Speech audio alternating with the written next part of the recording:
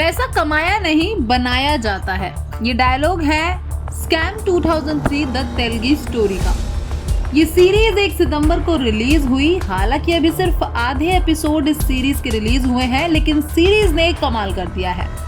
Soni live पर 1 सितंबर को scam 2003 the Telgi story release की गई। इस कहानी में देश को करोड़ों का चूना लगाने वाले अब्दुल करीम तेलगी की कहानी को दिखाया गया है।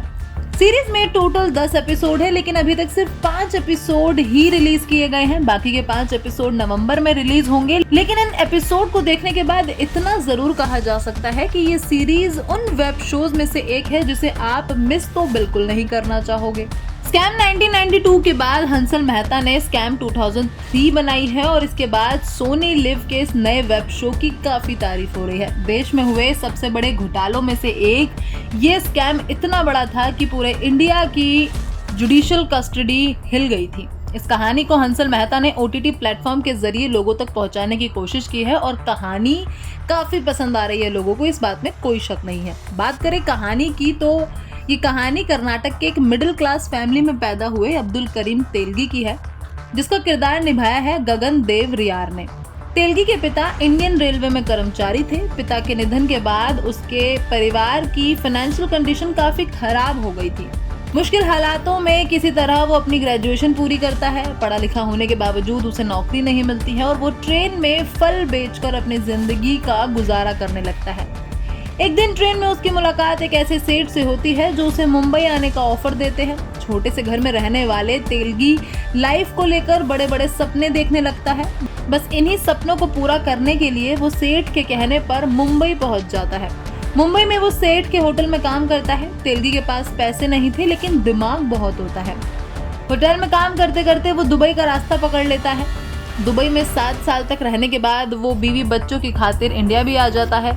इंडिया आने के बाद तेलगी फर्जी कागजात पर लोगों को दुबई भेजने का काम शुरू करता है, लेकिन फिर पकड़ा जाता है। जेल पहुंचने पर उसकी मुलाकात कुछ ऐसे क्रिमिनल से होती है जो उसी की तरह खुराफाती दिमाग लिए बैठे हैं। दोनों जेल से बाहर आने के बाद फेक स्टैम्प पेपर्स बेचने का काम शुरू करते हैं।